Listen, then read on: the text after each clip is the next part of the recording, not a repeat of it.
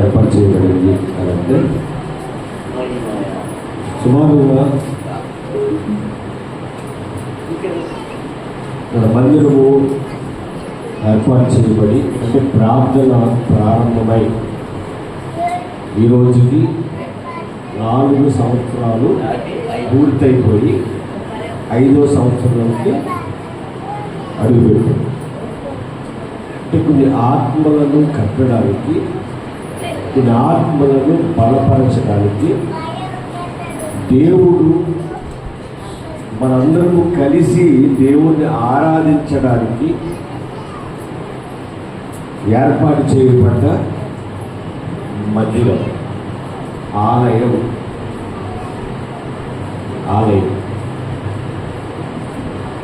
ఇంత ప్రశాంతంగా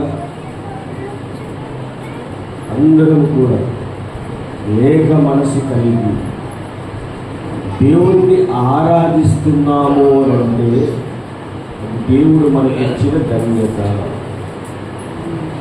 దేవుడి ఆలయంలోనికి ప్రవేశించిన వారందరం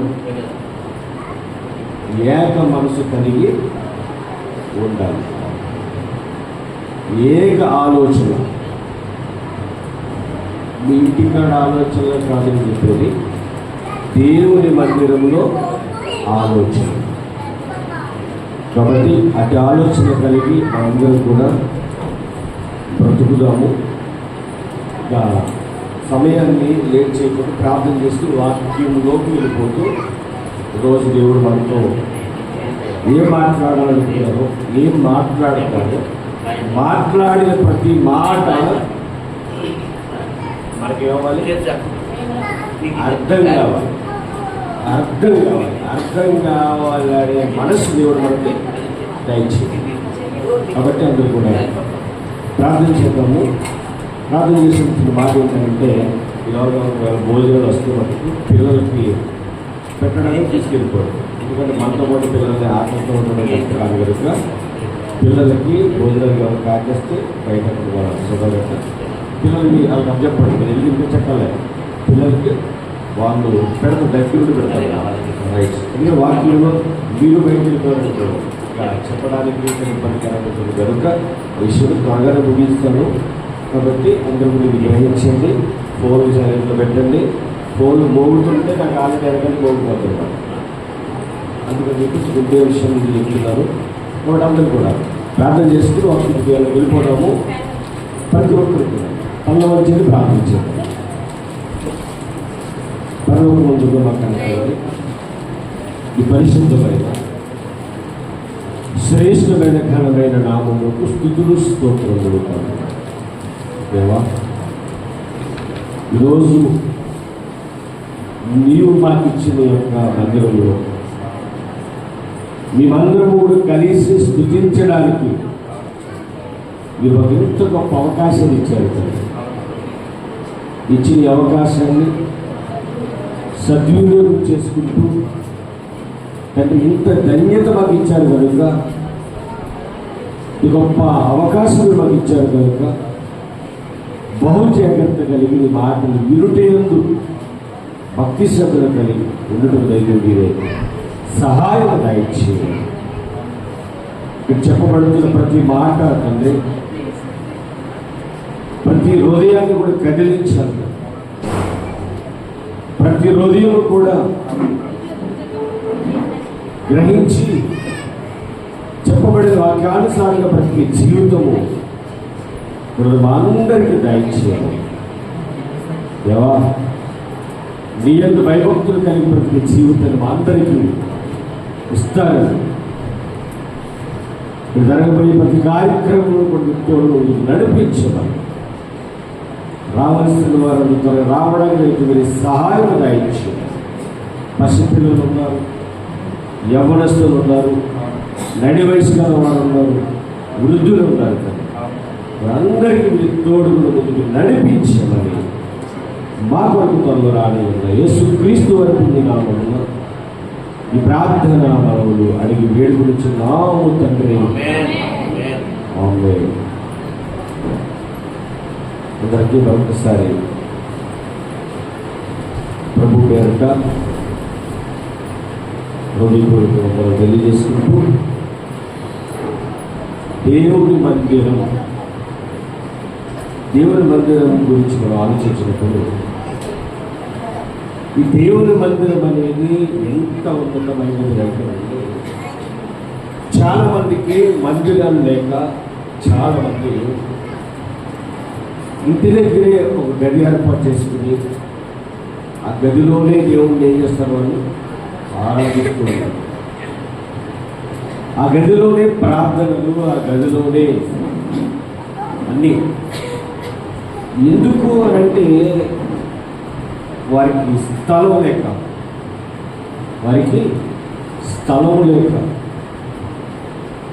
ఆరాధించడానికి స్థలం లేక చాలామంది చాలా ప్రాంతాల్లో చాలా చోట్ల చాలా ఇబ్బందికరంగా వారు ఆ దేవుడి పని జరిగిస్తూ ఉంటారు. అలాంటి ఇబ్బంది పడే చాలామంది అలా రోజు చేసుకుని ప్రార్థన చెప్పుకుంటారా, అంటే దీన్ని ఆరాధించడానికి మాకు ఒక స్థలాన్ని దయచేయండి. చాలామంది ఉన్నారండి, చాలామంది వస్తూ ఉంటారు కూడా. ఒక బైబిల్ పట్టుకుని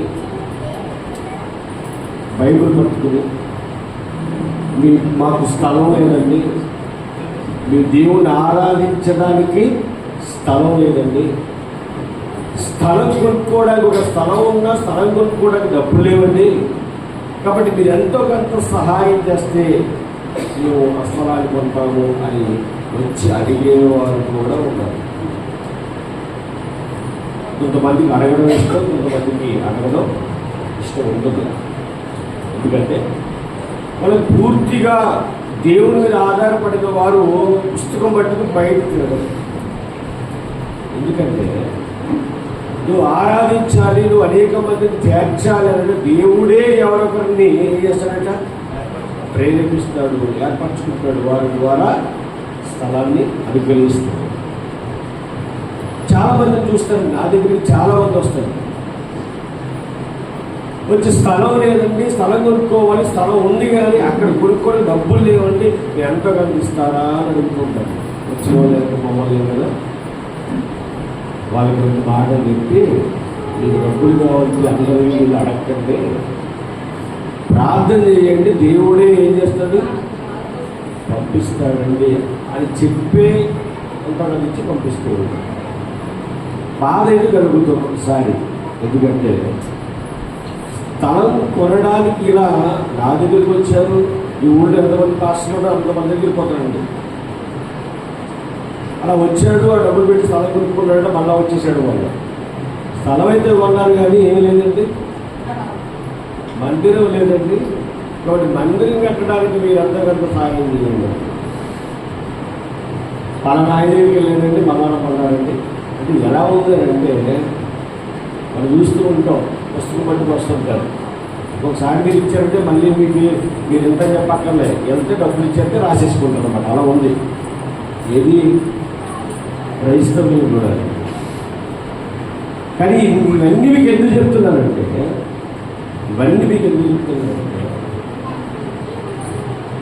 మనం స్థలం కావాలి, లేకపోతే స్థలంలో మందిరం కట్టుకోవాలి, ఇదంతా ప్రార్థనాపూర్వకంగా జరిగిన పని. ఎవరి నోరు తెరిచి మాకు ఇది ఇవ్వండి, మాకు అది కావాలి, మాకు ఇది లేదు అని ఎవరు అడగలేదు. ఈ స్థలంలో దేవుని మందిరము కావాలి, కట్టుకోవాలని ప్రేరేపణతో ఇచ్చారు. మనం అడిగారండి, ఎవరు అడగలేదు. కానీ దేవుడు పునాది అయితే వేసి ఇచ్చాడు కనుక ఈ పునాది మనం ఇంటికి వేసే పునాది కాదు, నేను చెప్పేది ఆత్మీయ పునాది. ఆత్మీయ పునాది దేవుడు వేసి ఉంచాడు కనుక ఏ సమయంలో ఏ టైంలో నిలబడాలో ఆ టైంలో దేవుడు ఏర్పాటు చేస్తాడు. దేవుని మందిరం అనేది చాలా చాలా ఉన్నతమైనది. ఒక విషయం అడుగుతుంది చెప్పండి. ఇప్పుడు ప్రారంభించారు కదా, ప్రార్థన చేసి ప్రారంభించారా చేయకుండా ప్రారంభించారా? చేసినా? కొంతమందికి డౌట్, చేశారా లేదా? చేశారా? ఎందుకు ఎవరు అడుగుతున్నారంటే, వినడం వరకే మనం ఉంటున్నావా, వినేది గ్రహించే స్థితి మనకు ఉందా? దేవుని మందిరం, మన చదువుకున్న వాక్యం, దేవుని మందిరం చాలా ఆనందాన్ని ఇస్తుంది. తీసుకెళ్ళిపోతారు, ఎక్కడికి తీసుకెళ్ళాలో అక్కడికి తీసుకెళ్తాను. కానీ ఒక్క మాట ఉంది అప్పుడు 84వ కీర్తన ప్రారంభం వచ్చిన సైన్యములకు అధిపత్యం యెహోవా, నీ నివాసములు ఎంత రమ్యములు. యెహోవా నీ మందిర ఆవరణములను చూడవలెనని నా ప్రాణము ఎంతో ఆశపడుచున్నది. అది సొమ్మసిల్లుచున్నది.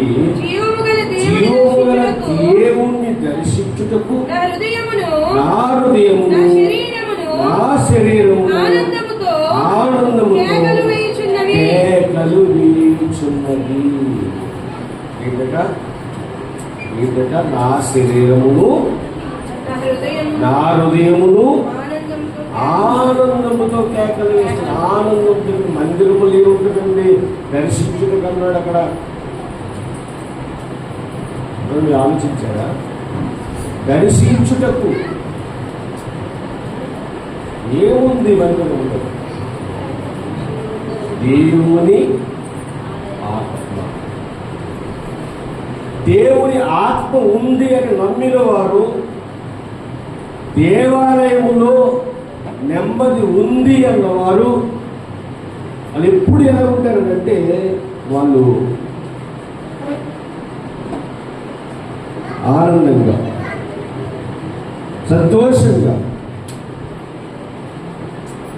ఎంత అద్భుతమైన మాట ఉంటుందండి. ఈరోజు మీరు ఇక్కడ ఆనందంగా ఉన్నారు, సంతోషంగా ఉన్నారు నాకు తెలియదు, కానీ దేవుని మాట, దేవుని సన్నిధిలో, దేవుని ప్రాంగణంలో ఉన్న మీరందరూ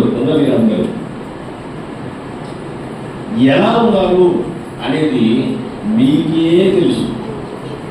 ఎందుకంటే చూస్తున్న నాకు మీ హృదయంలో ఉందో తెలియదు, కానీ మిమ్మల్ని పరిశీలిస్తున్న దేవుడు మటుకు మిమ్మల్ని చూస్తున్నాడు. మీరు జాగ్రత్తగా ఈ మాటను ఆలోచించినప్పుడు రెండవ వచనం మనం చదువుతున్నారు. రెండవ వచనం, యెహోవా మందిరములో చూడవలెనని నా ప్రాణము ఎంతో ఆశపడుచుంది. దేన్ని చూడాలంట?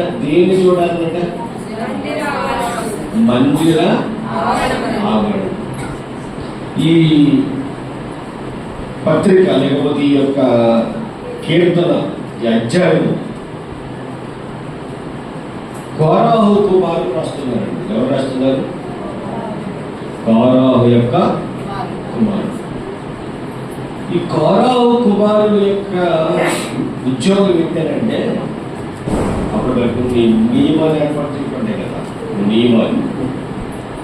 ఈ కోరాహు కుమారుడిని అక్కడ ఏమని ఏర్పాటు చేశారంటే, మందిర గుమ్మము దగ్గర, ఎక్కడ మందిరము గుమ్మము దగ్గర వాళ్ళు వెళ్ళేవాళ్ళని వచ్చేవాళ్ళని వాళ్ళ లోనికి పంపించడం, ఈ ఉద్యోగం చేసేవారు. వాళ్ళు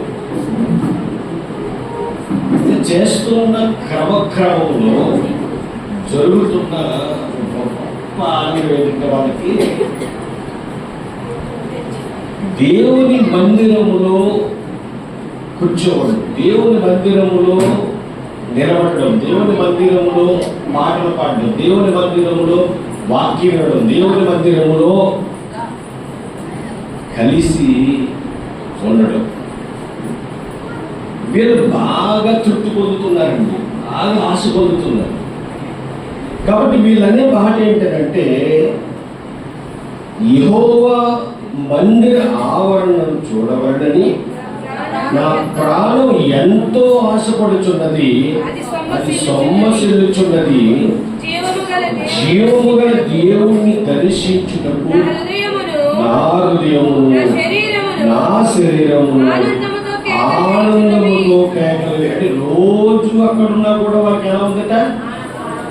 ఆనందం, సంతోషం. అంటే దేవుని పని, దేవునిలో ఉండే ఆనందం మనకి అర్థమైందనుకోండి. దేన్ని విడిచిపెట్టబట?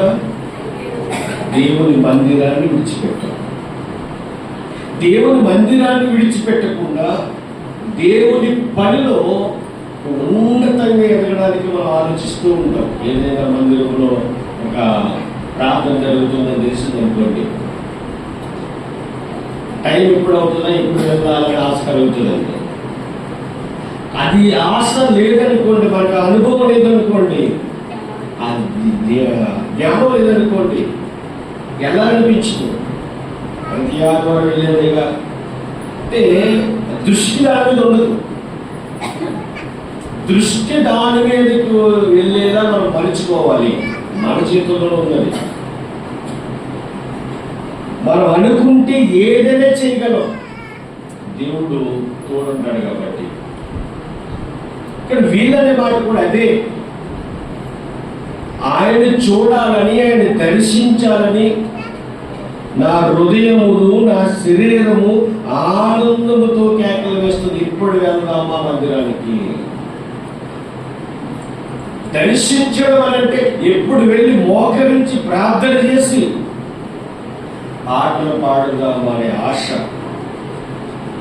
అందరితో కలిసి ఎప్పుడైతే తప్పట్లు కొడుతూ ఆనందంగా సంతోషంగా దేవుని ఆరాధించాలనే తపన ఎవరికైతే ఉంటుందో వారు నిజంగా ధన్యులు. వారు ఎలాంటి వారంటే కిందకు వచ్చేసరికి, నీ మందిరమందు నివసించువారు ధన్యులు, వారు నిత్యము నిన్ను స్తుతించెదరు. అంటే మందిరానికి వెళ్ళేవారు ఇప్పుడు దేవుడు ఏం చేస్తారట? స్మృతిస్తూనే ఉంటారు. మనకి అది ఏమవుతుందంటే అలవాటుగా మారిపోతుంది. ఇతను వదిలిపెట్టలేము. ఇక నోరు తెరిస్తే చాలు దేవుణ్ణే మహిమపరుస్తాం, దేవుణ్ణే కనపరుస్తాం. లోపల అలవాటు అయిపోతుంది. మనకి అలవాటు లేని కదా మార్చుకోలేక ఈ రోజు నాన్న తిప్పలు బాప్తీసం తీసుకున్న కూడా ఇంకా మందు తగిన చాలా మంది ఉన్నారు. ఏం చేయలేక, ఆనలేక, మార్చుకోలేక దేవుణ్ణే బాగుపెట్టేస్తున్నారు. అది ఆ ఒక విషయమే కాదు, చాలా విషయాలు. దేవుడికి ఆనందాన్ని కలిగించేలా బ్రతకట్లేదు చాలా మంది. మందిర ఆవరణలో కానీ ఉంటే, వాక్యాన్ని వినగలిగితే, స్వీకరించగలిగితే అది నీకు చాలా ఉపయోగపడుతుంది. నీ ఆత్మ ఏం చేస్తుందట? రక్షిస్తుంది. పాతాళానికి పోకుండా రక్షిస్తుంది. ఈరోజు మనకి ఇంత గొప్ప ఆదరణ దేవుడు మందిరంలో గడుపుతున్నాం కాబట్టి ఇస్తున్నాడు. దేవుడు నువ్వు మందిరానికి రాకుండా బయట తిరుగుతూ ఆదివారం మందిరానికి వెళ్ళకుండా బయట తిరుగుతున్నావు అనుకోండి, ఈ ఆదరణ రాదు, ఈ బలం రాదు, ఈ సంతోషం రాదు, ఈ ధైర్యం రాదు. ఈరోజు ఇంతమందిని మనం కలుసుకుని కలిసి దేవుని ఆరాధిస్తున్నాం అని అన్నప్పుడు అది చాలా తృప్తినిస్తుంది. ప్రేమ దేవుని వల్ల చాలా తృప్తినిస్తుంది. అతృప్తి రావాలని, అతృప్తి కావాలని, ఆ ఆనందం రావాలని, ఆ సంతోషము రావాలని నెహెమ్యా గారు మందిరం కట్టడానికి కోరుకున్నారు. కట్టడానికి పూనుకున్నారు. ప్రాకారం కట్టడం పూర్తి అయితేనే మందిరంలో ప్రార్థనలు స్టార్ట్ అవుతాయి. మెయిన్ కాన్సెప్ట్ ఏంటంటే ప్రాకారాలు కడితే సరిపోతుంది కాదని బాధ. ప్రాకారం కట్టి వెళ్ళిపోతే సరిపోతుంది లేదానికి. ప్రాకారాలు కట్టాలి. ఆ ప్రాకారాలు కట్టిన తర్వాత దేవుని మందిరములో ప్రార్థనలు జరగాలి, జరిగించాలి. ఈ యొక్క ఆలోచనలు నెహెమ్యా గారికి ఉన్నాయి. కాబట్టి ఇంకా బాగా అర్థం కావడానికి దేవుని మందిరం, అసలు దేవుని మందిరం కట్టే విషయంలో చాలా మంది అండి మనకు ముఖ్యంగా దేవుని మందిరం కావాలన్న కోరిక మొట్టమొదటిగా ఎవరు కలిగిందండి?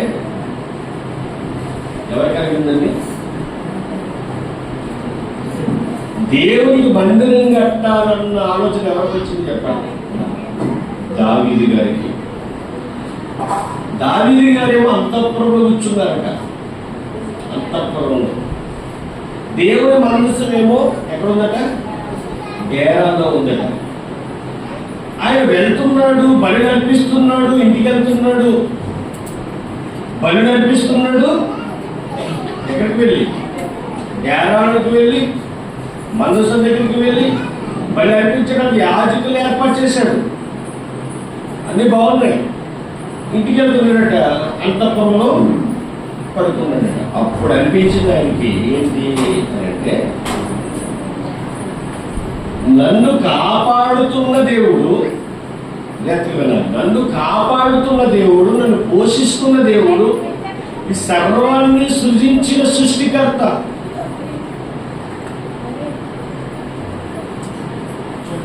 ఈ సర్వాన్ని సృష్టించిన సృష్టికర్త ధ్యానంలో ఉన్నాడు. నేనేమో ఎక్కడ ఉన్నాను? అంతఃపురంలో ఉన్నాను. ఎక్కడంలో అర్థమవుతుందా? దావీదుగా ఎక్కడున్నారట? అంతఃపురంలో. దావీదును పోషించే దేవుడు ఎక్కడున్నారట? అంటే ఈయన ఆలోచనలు ఎవరి? దేవుడు అడగలే. దేవుణ్ణి పెట్టడానికి దేవుడు ఏమన్నట్టు? ఆకాశము భూమి. మరి ఆయన ఉండడానికి ఏమన్నా పూజ సరిపోతుందా? కానీ ఆయన ఉంటానంటాడు. నీ హృదయంలోనే ఉంటాడు. నీ హృదయం ఎంత ఉంది? ఈ గుడి కంటే చిన్నదేనా? మరి చిన్న హృదయంలో ఉంటాడు ఆయన. నువ్వు అడిగితే ఎక్కడైనా ఉండడానికి ఆయన రెడీ. దావీదు కోరిక, దావీదు ఆలోచనలు, మందిరం కట్టాలి, మందిరం కట్టాలి అడిగాడట. తండ్రి మందిరం కడతా, బంగారం, వెండి, ఇత్తడి సామాగ్రి ఏదైతే కావాలో అన్ని పోగేసేస్తాను, మీరు సెలవిస్తే కట్టేయడం. చాలా మంది అనుకుంటారు కట్టాలని, చాలా మంది ఆలోచనలు ఉంటాయి. కానీ దేవుడి చిత్తం లేకుండా ఏది జరగదు. ఏది జరగదు. దానిని కోరుకున్నాడు. దేవుడు ఏమన్నాడంటే, దానితో నీ కోరిక తీరుస్తా, నీ కోరిక తీరుస్తా. నువ్వు కాదు, నీ కడుపును పుట్టబోయే కుమారుడు. లేదు, నీ కడుపును పుట్టిన కుమారుడు ఎవరైనా సొలొమోను. ఎంత గొప్ప ఉందో, ఎంత ఆసక్తి ఉందో ఒకసారి చూద్దామా? అందరూ కూడా దినవృత్తాంతాల గ్రంథం ఒకసారి చాలా అద్భుతంగా ఆ ఆసక్తి గురించి మాట్లాడుతూ, దినవృత్తాంతాల మొదటి గ్రంథము 29వ అధ్యాయము, దినవృత్తాంతాల మొదటి గ్రంథము 29వ అధ్యాయము ప్రారంభం వచ్చిందిగా చదువుతాం జాగ్రత్తగా. ఎవరైనా ఒక చదవండి. తరువాత రాజైన దావీదు సర్వ సమాజముతో ఇలాగ సెలవిచ్చెను, దేవుడు కోరుకొనిన నా కుమారుడైన సొలొమోను ఇంకను ఏట ప్రాయము గల బాలుడై ఉన్నాడు. ఎందుకు కోరుకున్నాడు దేవుడి దగ్గర? సొలొమోను కోరుకున్నాడట. ఎవరంటున్నారు? దావీదు అంటున్నాడు. ఎందుకు కోరుకున్నాడు ఆయన అంటే, దేవునికి ఒక మందిరం, మందసం పెట్టడానికి ఒక మందిరం.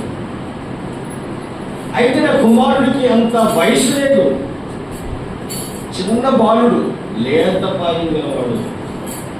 కాబట్టి ఏం చేయాలి నిర్ణయించుకున్నాడు దావీదు గారు అంటే, దావీదు చేత కట్టించుకోనన్నాడు. కానీ దావీదు ఇచ్చే వస్తువులు, దావీదు ఇచ్చే బంగారం, దావీదు ఇచ్చే వెండి అన్నీ వాడుకోవచ్చు.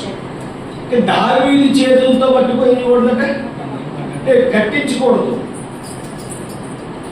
అర్థమైపోయి దావీదు గారికి, రైట్, నేను ఎవరి మాటలో పడుతున్నాను అడగచ్చుగా దావీదు, అయ్యా నీ కొరకు ఎంతగా నేను బతుకుతున్నాను కదయ్యా, నీ కొరకు ఇంతగా నేను చేశాను కదయ్యా, మరి నా చేతి కట్టించుకోని అడగదు. దేవుడు ఏదంటే దానికి వెంటనే సైలెంట్ అయిపోతాడు.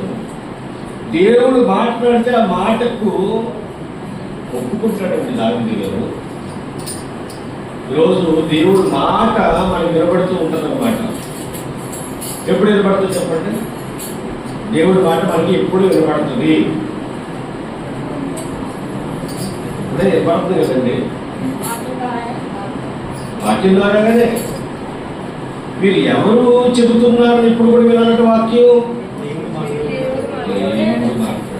దేవుడు. నేను విన్నా, ఎవరు చెబుతున్నా ఇక్కడ వచ్చి, ఎవరు చెబుతున్నా నేను కూర్చుని విన్నా, ఎవరు మాట్లాడుతున్నట్టుగా వినాలని దేవుడు మాట్లాడుతున్నాడు.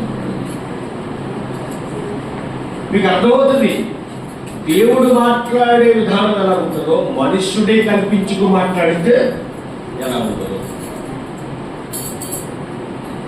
దేవుడు దావీదు గారితో విషయం చెప్తా, విషయం వెంటనే అలాగే నాయన నీకు అర్థము, కానీ నువ్వు ఏర్పరచుకున్న కుమారుడు మరి పిల్లవాడు కనుక ఆ కుమారుడికి అన్ని ఏర్పాటు చేసి ఇస్తా అని చెప్పి అక్కడ అంటున్న మాట ఏంటంటే, నా దేవుని మందిరములకు కావలసిన బంగారపు పనికి వెండి పనికి వెండిని, ఎత్తడి పనికి ఎత్తడిని, కర్ర పనికి కర్రలను, గోమేధపు రాళ్లను, చెక్కుడు రాళ్లను, విత్తైన వర్ణములు గల పలువిధముల రాళ్లను, మిక్కిలి వెలగల నానావిధ రత్నములను తెల్ల చెలవరాయి విశేషముగా సంపాదించిందని. ఏం సంపాదించారంటే నిజమండి, దేవుని మందిరము అనేది చాలా గొప్పది. ఈ ఉన్నతమైన మందిరాన్ని చాలా పరిశుభ్రంగా వాడుకోవాలి, చాలా పవిత్రంగా కూడా చూసుకోవాలి. నచ్చినట్టు దేవుడి మందిరంలో వచ్చి నచ్చినట్టు ఉండిపోవడం, నచ్చినట్టు మనం చేయకూడదు. మందిర ఆవరణ వరకు నువ్వు ఎలా ఉంటావో నీ ఇష్టం. మందిర ఆవరణలో కాలు పెడుతున్నావు అంటే నీ ఆలోచనలన్నీ మారిపోవాలి ప్రేమ దేవుడి వల్ల. అందుకే ఎక్కువసార్లు చెప్పేది, మందిరంలో నువ్వు అనవసరమైన మాటలు మాట్లాడద్దు. మందిరం అనేది చాలా గొప్పది, దాన్ని నిర్లక్ష్య పెట్టవద్దండి. దాన్ని నిర్లక్ష్య పెట్టడం వల్ల మనకు వచ్చేవి దీవెనలైతే కాదు, దీవెనలైతే రావు. ఏ వస్తాయో మీరు అర్థం చేసుకోండి. దీవెనలు రావాలి అంటే నువ్వు మందిరాన్ని కూడా ఏం చేయకూడదట, నిర్లక్ష్య పెట్టకూడదు, బహు జాగ్రత్తగా ఉండాలి. మందిరంలో నువ్వు ఉన్నప్పుడు నీలో ఉన్నవాడి ఆలోచన ఏంటంటే అందరి పట్ల ప్రేమ కలిగి బ్రతకడమే, అందరినీ ప్రేమతో మాట్లాడడమే, అందరినీ ప్రేమతో మాట్లాడాలండి. ఆ ప్రేమ నీలోనికి రావాలి. ఇక్కడ చూడండి, కింద వచ్చేసరికి ఏం మాట్లాడుతున్నాడంటే, మరియు నా దేవుని మందిరము మీద నాకు కలిగి ఉన్న మక్కువ చేత నేను ఆ ప్రతిష్ఠితమైన మందిరము నిమిత్తము సంపాదించి ఉన్న వస్తువులుగా. ఇక్కడ దేవుడి మందిరం కట్టడానికి చాలా సామాగ్రి అంతా పోగేసేసారు. చాలా మంది ఇచ్చారట. అవి ఇచ్చినవే కాకుండా ఎటువంటి దేవుని మందిరానికి మనం ఎంత పెడితే, అంటే మందిరం బాగుండాలి. మందిరం వచ్చేవారు కూర్చుని ప్రార్థన చేసుకుంటే వాళ్ళు ప్రశాంతంగా ఉండాలి. కష్టాలతో వస్తారు, సమస్యతో వస్తారు, బాధతో వస్తారు, ఇబ్బందితో వస్తారు. ఎలాంటి ఇబ్బంది వచ్చినా ఇలా మందిరంలోని కాలు పెడుతులోకి వాళ్ళు ప్రశాంతంగా ఉంటారు. మనస్సు అప్పుడు చేస్తారు ప్రార్థన. దేవుడు వింటాడు. దేవుడు వింటాడు. కాబట్టి ఇతను ఏమంటున్నాడంటే అందరూ ఇచ్చారు, అందరూ ఇచ్చినవి కాకుండా నా సొంతమైన బంగారము వెండిని నా దేవుని మందిరము నిమిత్తము నేను ఇచ్చేదను. దేవుని మహిమ కలుగును గాక. అంటే దేవుని గొప్ప స్థితిలో ఆయన గొప్పవాడే, ఆయన ఉన్నతమైన వాడే. కానీ ఈయన కూడా అనుకుంటున్నాడు, మరి నా బ్రతుకు ద్వారా కూడా చూపించాలి కదా. దేవుడు తక్కువవాడు కాదు, దేవుడు ప్రభావముడు గలవాడు. ఆయన నువ్వేదో గొప్ప చేయాలనుకుంటే నువ్వేమి చేయడం కంటే నువ్వేమి చేయలేవు. ఆయన చాలా గొప్పవాడు. కానీ నీ బ్రతుకు ద్వారా దేవుడు నామానికి ఏం కలిగించారట? మహిమ, మహిమ, మహిమ. కాబట్టి ఆ మహిమ దేవునికే చెందేలా మన జీవితాల ముందుకే కొనసాగింపు జీవితం మన బ్రతుకుల్లో మన జీవితాల్లో అప్పటికప్పుడు ఉండేలా జాగ్రత్త పడాలి. ప్రేమ దేవుడు జాగ్రత్త. ఈ విషయాలు ఎందుకు మీకు జ్ఞాపకం చేశానంటే, దావీదు రాజు, మహారాజు. ఆయన దేవుని మందిరమే కట్టించక్కర్లేదు, దేవుని మందిరం గురించి ఆలోచించక్కర్లేదు. ఎందుకంటే ఆయన రాజు కదా, అన్నీ ఉంటాయి ఆయనకి, సకల సమృద్ధులు ఉంటాయి ఆయనకి. కానీ సకల సమృద్ధులు ఉన్నాయంటే కారణం ఎవరు? దేవుడు. అది తెలుసా ఆయనకి? ఇప్పుడు అన్నీ ఉన్నాయంటే అది కాదు దేవుడు. కాబట్టి దేవునికి మహిమ తెచ్చే విధంగా నా జీవితం ఉండాలి, నా బ్రతుకు ఉండాలి అని నిర్ణయం తీసుకున్న దావీదు గారు మందిరం కట్టాలనుకున్నాడు. దేవుడు వద్దన్నాడు, కట్టడానికి సామాగ్రి ఇచ్చాడు. కుమారుడు ద్వారా మందిరం కట్టించాలని అనుకున్నాడు. మందిరం అనేది దావీదు చనిపోయాడు. దావీదు తరువాత సొలొమోను ఏం చేశారట? మందిరాన్ని కట్టేశారు. మందిరాన్ని కట్టిన సొలొమోను గారు మాట చెప్పంటారా? తండ్రి, నా తండ్రి కోరిక నా ద్వారా నువ్వు తీరుస్తున్నావు. ఈ కట్టబడిన మందిరం కట్టేసిన తర్వాత ప్రార్థన చేస్తాను. ఏమని తెలుసా? తండ్రి, ఈ మందిరానికి కష్టాలతో వచ్చిన, బాధలతో వచ్చిన, సమస్యలతో వచ్చిన, ఇబ్బందులతో వచ్చిన వారి ప్రార్థన మీరు ఆలకించండి తండ్రి. వాళ్ళ కోరిక యావత్తు తీర్చండి తండ్రి అని ప్రార్థన చేసి యొక్క మందిరాన్ని ఆ యొక్క ప్రతిష్ఠ అయిపోయిన తర్వాత యొక్క మందిర ఓపెనింగ్ రోజుని ప్రార్థన మొదలు పెడతాడండి. కట్టడం అయిపోద్ది. ఇక మందిరంలోకి ప్రవేశించేటప్పుడు చేసిన ప్రార్థనలు చెప్పమంటారా? ఈ మందిరానికి ఎవరు వచ్చి ప్రార్థన చేసినా ప్రార్థన మీరు ఆలకించండి అని దావీదు గారి కోరిక సొలొమోను గారు తీర్చేశారు. ఆ మందిరం కొన్ని రోజులకి ఏమైందో చెప్పంటారా? ఆ మందిరం కొన్ని రోజులకి పడగొట్టేశారు, తీసేశారు. ఏమీ లేదు. ఆ మందిరాన్ని తీసేసిన తర్వాత, ఆ మందిరాన్ని పడగొట్టేసిన తర్వాత, ఆ మందిరంలో ఉన్న ఆ గుమ్మాలన్నింటినీ కాల్చేసిన తర్వాత ఈ ఎజ్రా నెహెమ్యా గారు రావడం జరుగుతుంది. ఎజ్రా గారు మందిరం కట్టేస్తున్నాడు. కట్టేసిన తర్వాత మందిరానికి కూడా ఎవరు రావట్లేదు. ఎందుకు రావట్లేదంటే చాలా మంది చెప్తున్నారు. ఎందుకు రావట్లేదంటే భయం.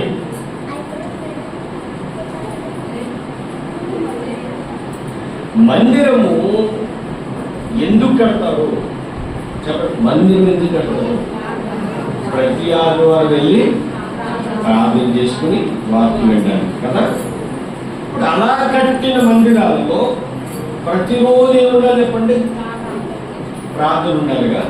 అసలు ఆ యెరూషలేములో కట్టిన మందిరంలో ప్రతిరోజు కాదు, ఒక రోజు కాదు, వారం ఒక రోజు కాదు, నెలకు ఒక రోజు కాదు, ఎప్పుడూ లేనట్టు ఇంకా కట్టబడిన మందిరము అలాగే ఉండిపోయింది. అలాంటి మందిరములో ఏం ప్రారంభించాలి? ప్రార్థన ప్రారంభించాలి. ఆ ప్రార్థన ప్రారంభించడానికి దేవుడు వాడుకున్నాడు నెహెమీయా. మనం చూసుకున్నాం, నెహెమీయా గోడ కట్టేశారు. తర్వాత మొన్న ఆదివారం మాట్లాడుతున్నాం, గోడ కట్టేసిన తర్వాత, ప్రతిష్ఠ చేసేసిన తర్వాత అందరినీ కూడా పిలిపించి పోగేసి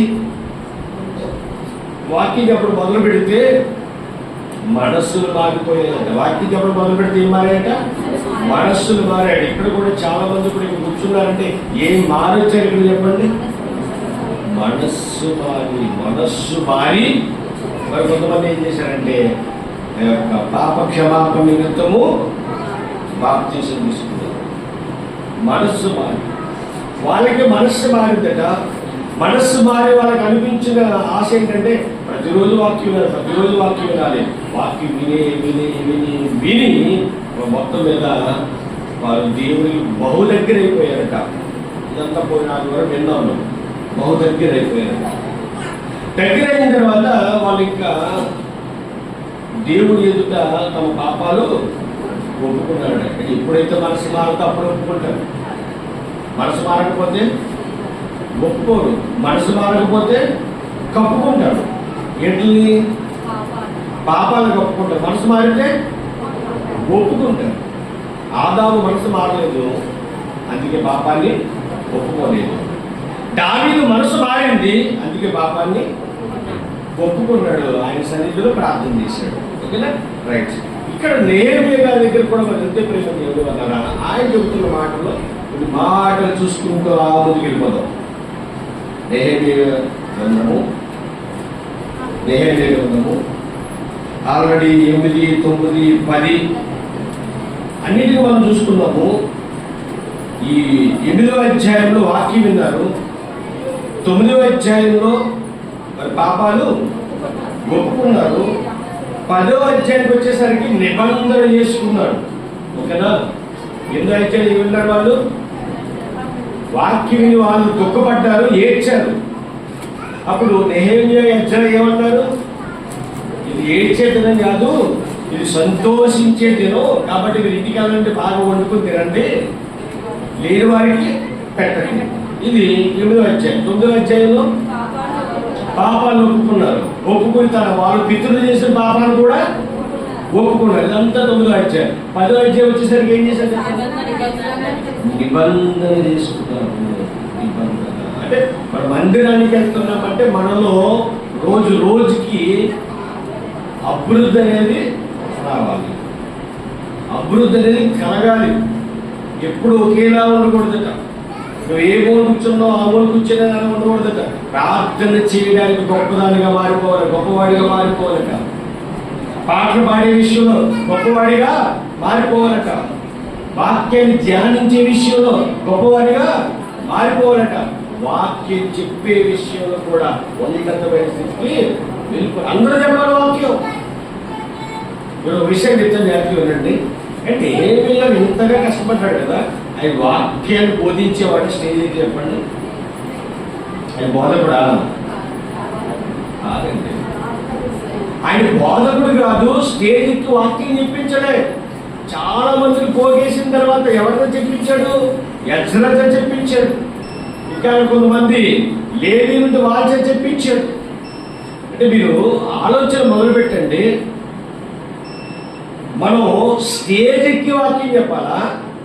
స్టేజ్ ఎక్కకుండా కూడా వాక్యాన్ని చెప్పగలిగే అవకాశం దేవుడు ఇచ్చాడు.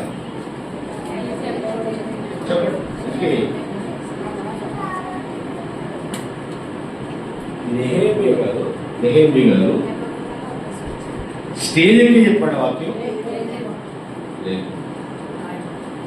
ప్రాకారాలు కట్టేటప్పుడు అనేక మందిని చేర్చడానికి, అనేక మంది ప్రాకారాలు కట్టడానికి ఎలా వచ్చారు చెప్పండి? నెహెమీయా మాటలు బట్టి వచ్చారు.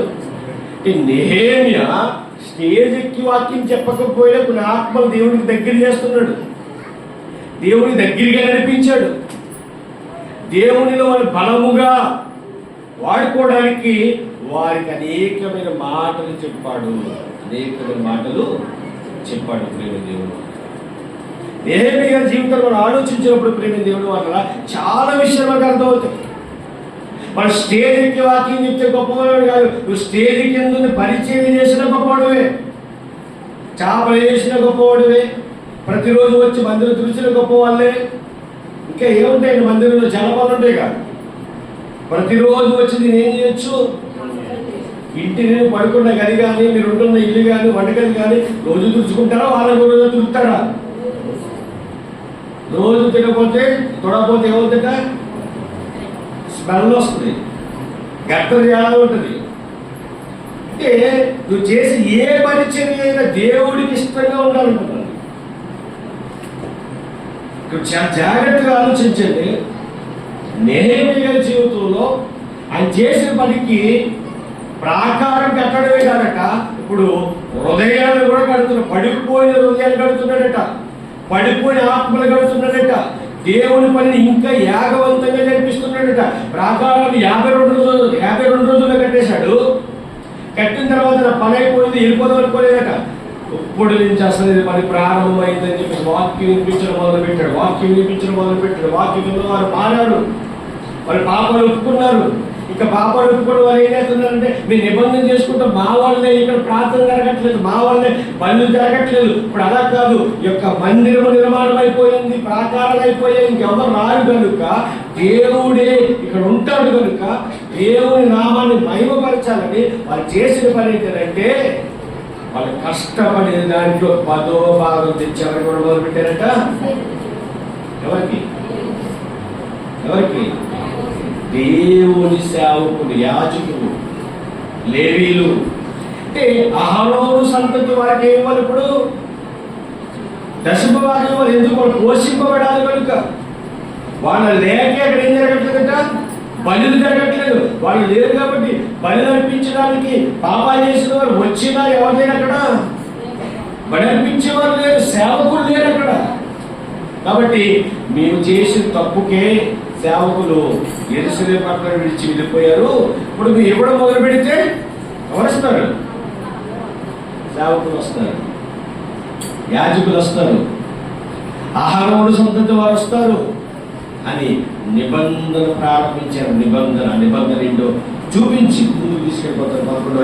10వ అధ్యాయము చివరిలో 10వ అధ్యాయము 39 ఇశ్రాయేలును, లేవీయులను, ధాన్యమును, కొత్త ద్రాక్షారసమును, నూనెను తేగా సేవ చేయి యాజకులను, ద్వారపాలకులను, గాయకులను వాటిని తీసుకుని ప్రతిష్ఠితములకు ఉపకరణములు మందిరపు గదులలో ఉంచవలెను. మా దేవుని మందిరమును మేము విడిచిపెట్టము. నిబంధన చేసేసుకున్నారట. అక్కడ జరిగే ప్రతి కార్యక్రమము దేవుని నామానికి మహిమ వచ్చేలాగా మేము చేస్తాము. నెహెమీయా చాలా ఆనందం వచ్చింది. ఎందుకు? నెహెమీయా గారు అనుకున్న పని జరుగుతుందా లేదు? ఇప్పుడు అక్కడ ఎందుకండి దేవుని పని జరుగుతుంటే వచ్చే ఆనందం చాలా ఎక్కువగా ఉంటుంది, చాలా ఎక్కువగా ఉంటుంది. ఇక ఆనందపడ్డాడు, సంతోషపడ్డాడు. అలా తర్వాత నుంచి ఎవరిని ఏ ఏర్పాటు చేయాలి అన్ని ఏర్పాటు చేసుకుంటూ ముందుకు వెళ్ళిపోయిన తర్వాత 13వ అధ్యాయము చివరికి వచ్చేసాము. ఇంకా 13వ అధ్యాయము 4వ వచనంగా చదువుతాం ఒకసారి.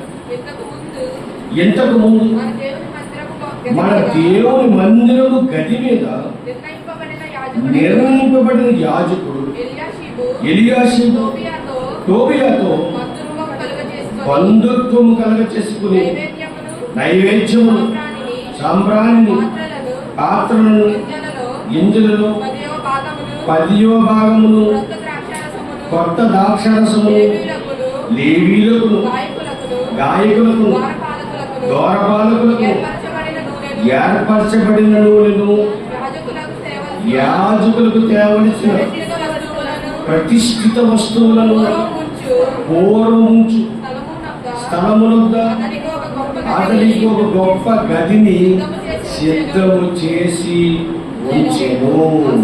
ఆ సమయంలో వీళ్ళు యెరూషలేములో ఉండలేదు. ఎందుకనగా బబులోను దేశపు రాజైన అర్తహషస్త ఏలుబడియందు 32వ సంవత్సరం నేను రాజును దర్శించి కొన్ని దినములైన తర్వాత రాజు వద్ద సెలవు పుచ్చుకుని. ఇదంతా చదివించారు కానీ కొంతమందికి అర్థం కాలేదు. అర్థం కాదు. ఏంటంటే నెహెమీయా గారు అందరినీ సెట్ చేశారా లేదా? వాక్యం వినడానికి, ప్రార్థన చేయడానికి, బలి అర్పించడానికి అందరినీ సెట్ చేసేసాడు. యాజకులు కూడా తీసుకొచ్చేసాడు. అహరోను సంతతి వారు కూడా తీసుకొచ్చేసాడు. మందిరంలో నిలబెట్టాడు. మందిరంలో ఏం జరుగుతుంది? ప్రతిరోజు కూడా ప్రార్థనలు, బలులు, వాక్యం వినడం. అంటే ఇంక మందిరం దేవుని మందిరం. అక్కడికి ఎలాంటివి జరగట్లేదు. కేవలం వాక్య పరిచర్య జరుగుతుంది. దేవునికి నచ్చే పనే జరుగుతుంది. ఇలా జరుగుతున్న ఆ కాలంలో ఇప్పుడు నెహెమీయా గారు రాజుగారి దగ్గరికి వచ్చేసాడు కదండి. ఇదంతా సెట్ అయ్యే వరకు వెళ్ళలేదండి అక్కడికి. ఇప్పుడు ఎక్కడికి వెళ్తాడు? మళ్ళీ రాజు గారి దగ్గరికి వెళ్తున్నాడు. ఆయన దర్శించుకుని ఒకసారి ఆయన ఉండిపోవడానికి కాదు, మనం వద్దామని వెళ్ళాడట. ఈయన ఎలా వెళ్ళాడట? అన్ని సెట్ చేసి వెళ్ళాడట. అన్ని సెట్ చేసి రాజుగారి దగ్గరికి వెళ్తే ఈలోకి ఇక్కడ ఏం చేశారట? దశభాగి ఇస్తామని నిబంధన చేసుకున్నారా లేదా? దశభాగి ఇస్తామన్నారు కదా, సేవకులు పోషిస్తామన్నారు కదా, మొత్తం కూడా వేశారు కదా. మనం కూడా నిర్ణయించుకుంటే కొన్ని సార్లు కొన్ని చెయ్యాలి అని వాళ్ళు ఎలా అనుకున్నారు. ఎప్పుడైతే అందరినీ సెట్ చేసే నాయకుడు, తప్పు చేస్తే గద్దించే నాయకుడు, మీరు అలా చేయకూడదు అని చెప్పే నాయకుడు అక్కడ లేకపోయేసరికి ఆయన అలా వెళ్ళాడట. వీళ్ళు దశభాగాలు తేవట్లేదట, ఆ యాజకులకు ఇవ్వాల్సిన ఏమి తేవట్లేదట. మళ్ళీ ఎవరి పని అది చేసుకుంటూ వారి సొంత కార్యాలు చూసుకుంటూ దేవుడు ఏం చేశారట?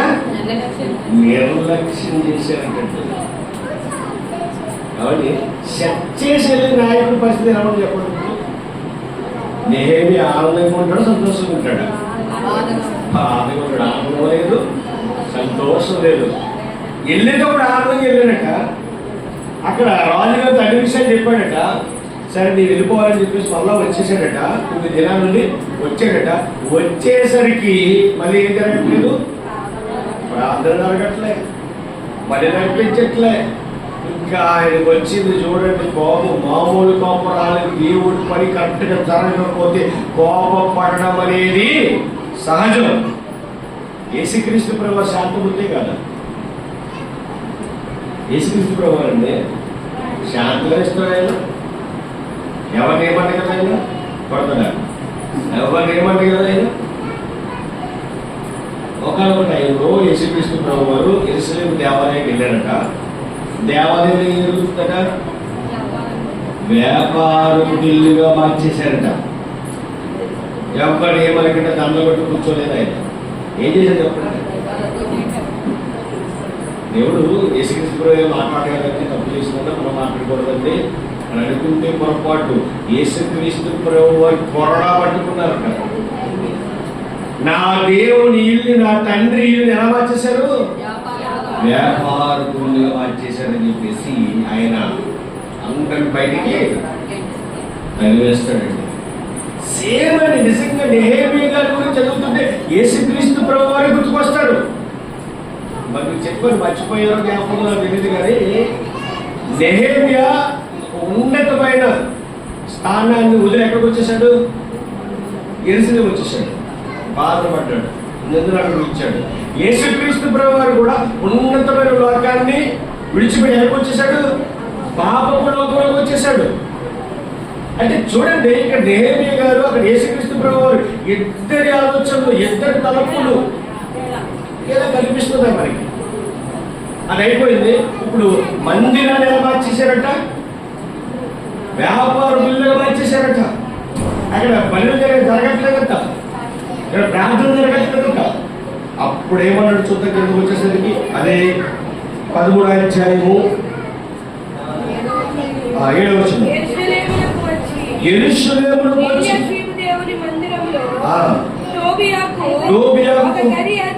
ఒక గది ఏర్పాటు చేసి, ఎవరికి గది ఏర్పాటు చేశారట? తోబియా అంటే ఎవడు? నెహెమీయా గోడ కడుతుంటే ఆ గోడ మీదకి వచ్చి నక్క ఎగిరితే ఏమొచ్చి కూడా పడిపోతున్నాడు కదా, వాళ్ళు ఒకడు. నెహెమీయా చేసి ప్రతి పని ధ్యానం చేశారట. ప్రతి పనిని కూడా దారుణంగా మాట్లాడారట. మొత్తం మీద నెహెమీయాని పాపము చేయించడానికి కూడా ఏర్పడిన వారిలో వీళ్ళే. ఇప్పుడు వీళ్ళకి ఏం చేశారట ఇక్కడ? ఇప్పుడు ఎవరు లేదు, నెహెమీయా లేరట. ఆయన ఎప్పుడైతే లేడో ఈలోగా ఈ టోబియా అనేవాడు ఇక్కడ ఉన్న వాడితో బంధుత్వం ఏర్పాటు చేసేసుకుని యెరూషలేము దేవాలయంలో గడిచేశారు కదా. ఎంత పొరపాటు, ఎంత కీడో. దేవుని మందిరాన్ని ఒక గదిగా వాడుకోకూడదు. దేవుని మందిరం అంటే మందిరంలో దేవుని ఆత్మ ఉంటుంది. ఎవరు లేకపోతే ఉంటుంది? నువ్వు వచ్చినప్పుడు నీలో ఉన్న ఆత్మ దేవుని ఆత్మే కాబట్టి ఉండదా? ఉంటుంది. చాలా బాధపడ్డాడండి. బాధపడుతున్న మాట చూడొచ్చు.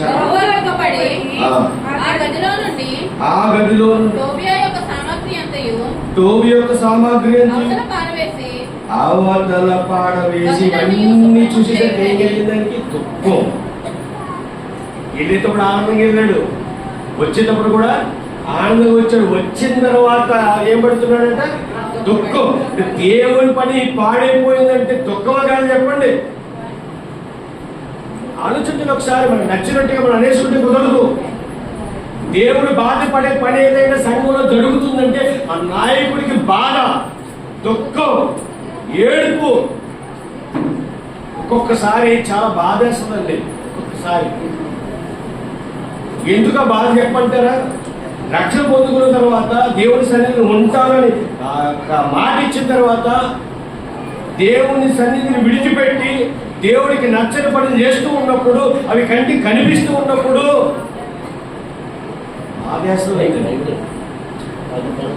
ఇంతగా వీరి గురించి ప్రయాసపడుతూ ఉన్నప్పుడు, ఇంతగా వీరి గురించి ప్రార్థన చేస్తున్నప్పుడు ఏంటి వీరి మనసులు మారవా? బాధ.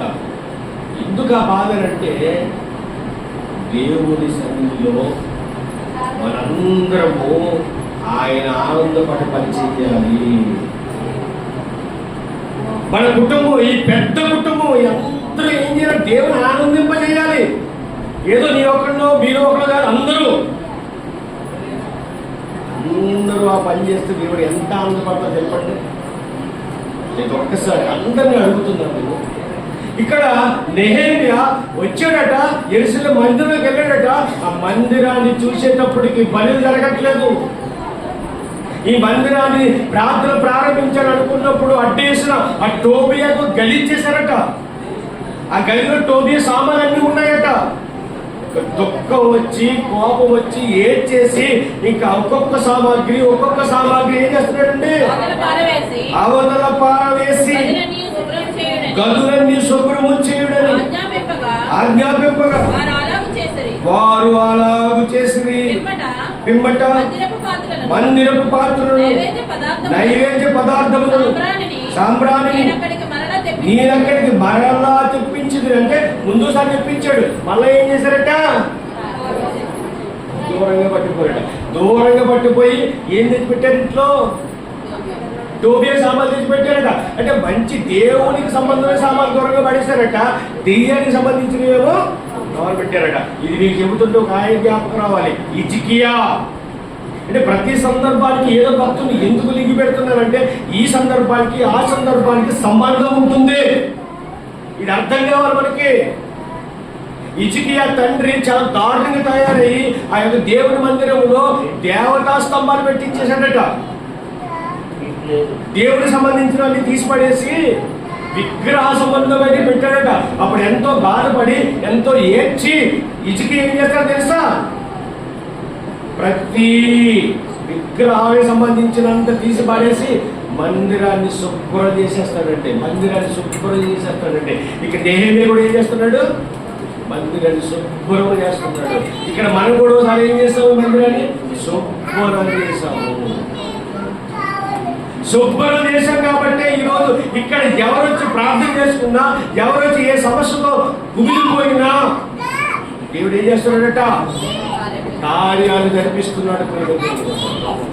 ఆ కార్యాలు చూసే మనం, ఆ కార్యాలు మన కుటుంబంలో జరుగుతున్నప్పుడు ఎంత గొప్పగా మనం బ్రతకాలి ఆలోచించుకుంటున్నాడు దేవుడు.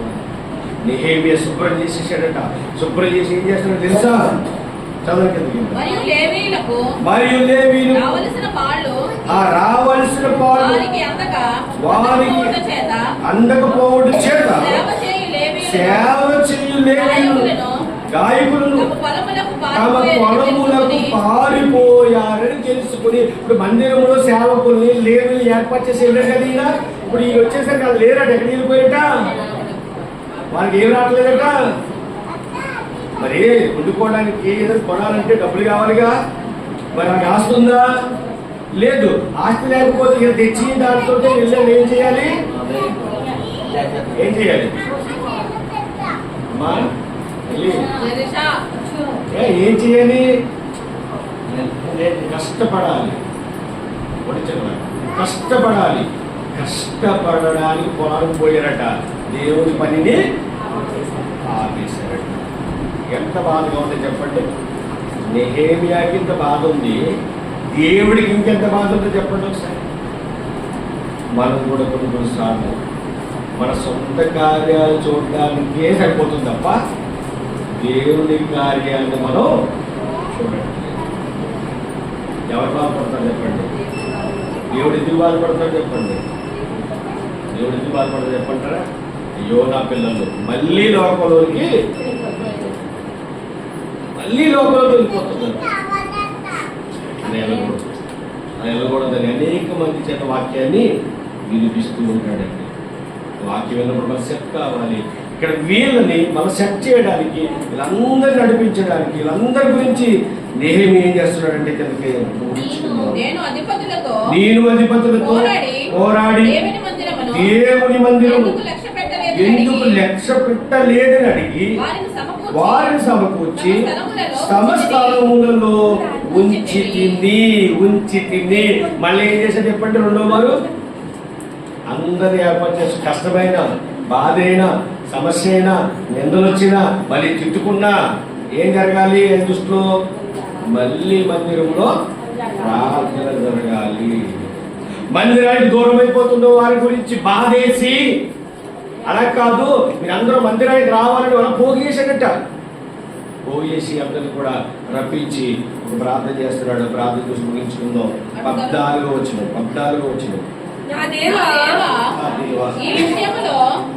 నా దేవా ఈ విషయంలో నన్ను జ్ఞాపకం ఉంచుకుని నా దేవుని మందిరములో దాని ఆచారం జరుగు వాటులకు నేను చేసిన ఉపకారములను మానవకుండము. తండ్రి ఇదిగో నాయన ఫస్ట్సారి సిద్ధపరిచాను, పంపించాను, నేను వెళ్ళాను, మనందరూ కూడా వాడే అలా కాదు తండ్రి. సరే మళ్ళీ అందరిని సమకూర్చుతున్నాను తండ్రి. ఇలా సమకూర్చిన తర్వాత ఏ ఒక్కడు మన బయటకు పోకుండా మీరు చేసిన ఉపకారం జ్ఞాపకం చేసుకుని ఇది నిత్యము జరిగేలా చేయదండి. ఈ మందిరంలో నిత్యము ప్రార్థన జరగాలి. ఈ మందిరం నిత్యము బలి అర్పింపాలి. నిత్యము ప్రార్థన చేయాలి. అంటే ప్రార్థన జీవితము జరిపించండి అని నెహెమ్యా గారు ప్రార్థన చేశాడండి. నేను అడుగుతున్నాను, ఇంత గొప్ప మందిరాన్ని దేవుడు మనకి ఇచ్చాడు కదా. ముగించేసుకుందాం, వెళ్ళిపోదాము. ఇంత గొప్ప మందిరాన్ని దేవుడు మనకి ఇచ్చాడు కదండి. మరి ఇచ్చిన దానికి కృతజ్ఞతగా మనం ఏం చేయగలుగుతున్నాము? రావడం, ప్రార్థన చేసుకోవడం, వెళ్ళిపోవడమేనా? ఇంకేమైనా చెయ్యాలా అంటే ఇప్పుడు మీతో చెప్పే మాట డబ్బులు ఇవ్వమని కాదని చెప్పేది. అనుకున్నది ఈరోజు ఆల్రెడీ ఆదివారం మొదటి ఆదివారం భోజనం పెట్టేస్తున్నారు ప్రతి నెలలో. మరి ఇప్పుడు ఈ ఫంక్షన్కి ఇప్పుడు ఇక్కడ మనం జరిగే ఈ దీనికి ఎలా అడిగాను దేవుణ్ణి, ఎవరిలో రూపాయి అడగను తండ్రి, నేను నీ చిత్తం ఏమయ్యేదో అది జరిగించు అని అన్ని మొబైల్ పెట్టేసుకున్నాం. నిన్నే ఫోన్ వచ్చింది, పెద్దమ్మ గారి యొక్క అమ్మాయి సత్యవేణి గారు నేను భోజనాలు ఇస్తానని చెప్పేసి అన్నారు. దేవుడికి మహిమ కలుగుగా. అనేది ఏంటంటే ఏ కార్యం గురించి నువ్వు ఆలోచించుకో, నువ్వు కార్యం చేయడానికి ముందుకు వెళ్ళిపో, చేయడానికి ముందుకు వెళ్ళిపో. మన దగ్గర ఏమీ లేకపోవచ్చు, కానీ అన్నిటినీ కలిగించి చేయగలిగిన దేవుడు మనకి తోడే అన్నాడు. కాబట్టి ప్రతి విషయంలో కూడా మందిరం ఇంత కట్టబడడానికి మన దగ్గర ఏమీ లేదు, కానీ ముందుకెళ్ళిపోయాం. వెళ్ళేటప్పుడు నిందలు వచ్చాయి, వెళ్తూ అవమానాలు వచ్చినాయి. అవసరమా? రేక్షకి సరిపోదా? అవును, సరిపోదు. ఇందులో ఉండి ప్రార్థన చేసుకుంటూ వచ్చే బాధ ఉన్నవాడికి తెలుస్తుంది, లేని వాడికి ఏం తెలుస్తుంది? కాబట్టి అలా ఎవరి మాట పట్టించుకోలేదు. తండ్రిని అడిగావు, దేవుడిని అడిగావు, మన సంఘం అందరితో చెప్పావు, అందరూ ప్రార్థన చేశారు. గొప్పగా దేవుడు మందిరం దేవుడు నిలబెట్టాడు. ఎన్నో దీనికి అవసరాలు దేవుడు తీరుస్తూ ఉన్నాడు. దేవుడి యొక్క మందిరాన్ని మనకు అప్పగించాడు. ఈ మందిరంలో మనందరం కూడా కలిసి, ఏ ఒక్కరిది కానిది అందరిది కనుక అందరం కలిసి ఆనందంగా సంతోషంగా ప్రార్థన చేసి ముగించుకుందాము. ఏం ఆనందం అండి, కరెంటు పోయి ఊరిపోతుంది అనుకుంటున్నారా? ఇంతకన్నా దూరంగా ఉంటుంది. అక్కడికి వెళ్ళకుండా ఉండడానికి ఇక్కడ సెట్ చేసుకోవడం అనమాట, ఇక్కడ మనం సరి చేసుకోవడం. కాబట్టి తల వంచని ప్రార్థన చేద్దాం. పరలోకముందున్న మాకు ఈ పరిశుద్ధమైన శ్రేష్టమైన ఘనమైన నామమున స్తుతులు స్తోత్రములు తండ్రి. దేవా, ఇదిగో నాయన, ఇంతవరకు మీరు మాట్లాడిన విధాన్ని బట్టి వందనములు. నిజమే నాయన, ఇదిగో ఇంత గొప్ప మందిరాన్ని మీరు మాకు ఇచ్చినందుకు వందనములు తండ్రి. ఈ మందిరం ఇంత కట్టబడడానికి తండ్రి, ఈ యొక్క బిడ్డలను ప్రేరేపించి తండ్రి, వారు మేము ఉండాలి, మా చెయ్యి ఉండాలి అని మనం అనుకుని తండ్రి, ఇంత గొప్ప మందిరం ఇంత గొప్పగా మాకు ఇచ్చినందుకు మీకు స్తుతులు స్తోత్రములు చెల్లిస్తూ ఉన్నాను తండ్రి. ప్రతి ఒక్కరు దీవించండి, ఆశీర్వదించండి. గొప్పగా ప్రతి ఒక్కరిని కూడా తండ్రి ఉన్నతమైన స్థితిలో పెట్టమని, వారికి ఏ సమస్య ఉన్నా, ఏ ఇబ్బంది ఉన్నా, ఎరుకున్నా వాటి అన్నిటిని తప్పించమని ప్రార్థిస్తూ ప్రాధాన్యపడుతూ ఇప్పుడు ఎత్తబడిన వాక్యం దృష్టిలో ఎత్తుకుపోకుండా ప్రతి ఒక్క హృదయంలో కూడా ఫలింపు దయచేయమని మా కొరకు రాని ఉన్న యేసుక్రీస్తు వారి పుణ్యనామమున ఈ ప్రార్థన మనం అడిగి వేడుకొనిచున్నాము తండ్రి. ఆమేన్.